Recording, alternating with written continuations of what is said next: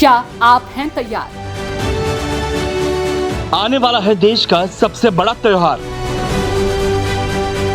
कौन होगा 24 का सरदार? क्या विपक्ष की होगी नई अपार, या जनता चुनेगी फिर से वही सरकार?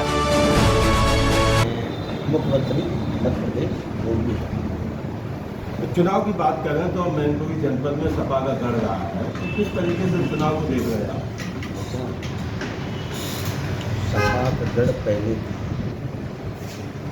ये एक अलग विषय है।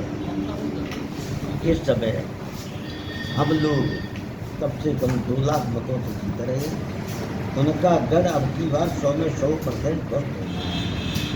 पिछली बार भी आप जब सांसदीय चुनाव लड़े, मुझे याद है, तो इसी प्रकार से आपने कहा था कि 2 लाख से वोटों जीत रहे, लेकिन तो आपकी तैयारी हारी। क्या भाई कहा?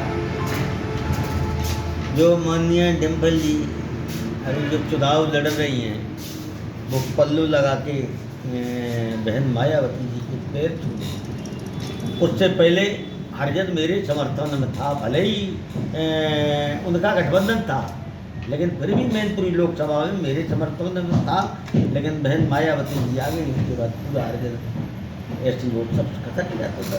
इसलिए ये हुआ नहीं, हम तो 2 लाख से कम नहीं सब। पिछली बार उपचुनाव जो हुआ था और डिम्पल जी 3 लाख वोटों से आगे जीती थी, इस बार क्या रहेगा? इस बार वो 3 लाख से आ रहे हैं भाई साहब। पहले वो संवेदना का वोट था, और माननीय मुलायम सिंह जी राष्ट्रीय नेता थे, इसलिए पूरे लोकसभा थे। एक बार शोक संवेदना में सब लोगों ने वोट दे डाला उधर, इसलिए उनकी वोट जीत गई।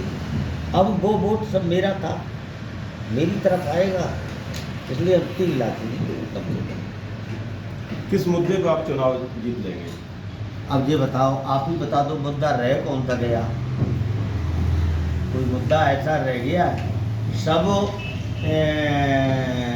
भाजपा का काम, मोदी जी का नाम, योगी जी का नाम, और उनका तो उनका छोड़ो, मानी जयवीर सिंह जी का नाम। कोई चौराया खाली नहीं है जिस पे महापुरुष किसी महापुरुष की मूर्ति स्थापित न कर दी हो। अब समझ लो नियर अबाउट 200 करोड़ के आसपास माननीय जयवीर सिंह जी ने जो इस समय वर्तमान में प्रत्याशी हैं, उन्होंने यहाँ विकास के लिए दिया है। कितने साल हो गए? 2 साल। 1 साल समझने में लगा, 1 साल काम देने में लगा, अब 3 सालें रहेंगी। तीनों में तो केवल काम ही काम, मतलब विकास के अलावा कोई काम वो खुद नहीं करेंगे। और एक भी सिंगल व्यक्ति जिसने वो लाभ लिया नहीं, अलग विषय है।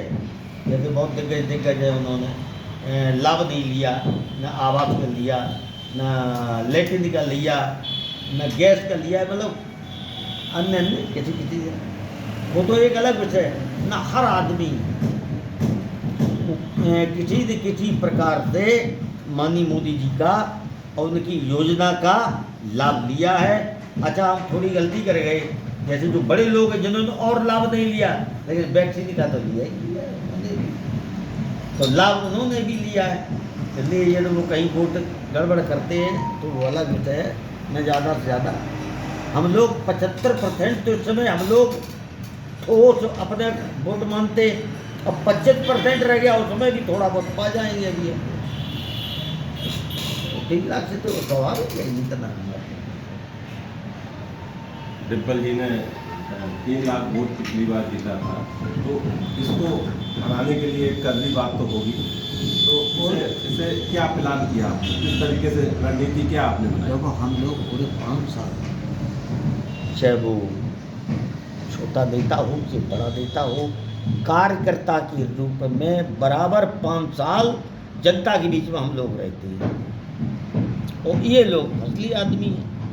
अभी डिम्पल जी जीत गई, चलो 3 लाख उस समय जीत गई, जीतने के बाद कहीं अता पता दिखाई दिया उनका? कहीं आई गई? कहीं आई गई? तो हम लोग जो जनता के बीच में रहते हैं, इसलिए जनता हम लोगों से वैसे ही प्रसन्न रहती है। ठाकुर जयवीर सिंह यहाँ पर प्रत्याशी भारतीय जनता पार्टी के, किस तरीके से वो चुनाव लड़ रहे हैं, किन किन मुद्दों पे उनके विकास हो रहा है? भाई मुद्दा आपने पूछा है, मुद्दा अब रह कौन सा गया? हमारा तो मुद्दा अब केवल एक ही मुद्दा रह गया कि भारत अब तीसरी अर्थव्यवस्था में शामिल होगा।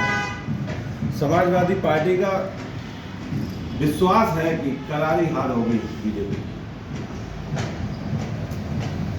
देखो,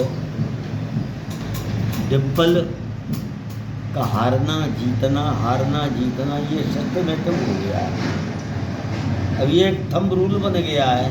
पहले डिम्पल जीती थी, अब हारेंगे, और अगली बार जीत हार अलग विषय है, अभी तो हारेंगे तय।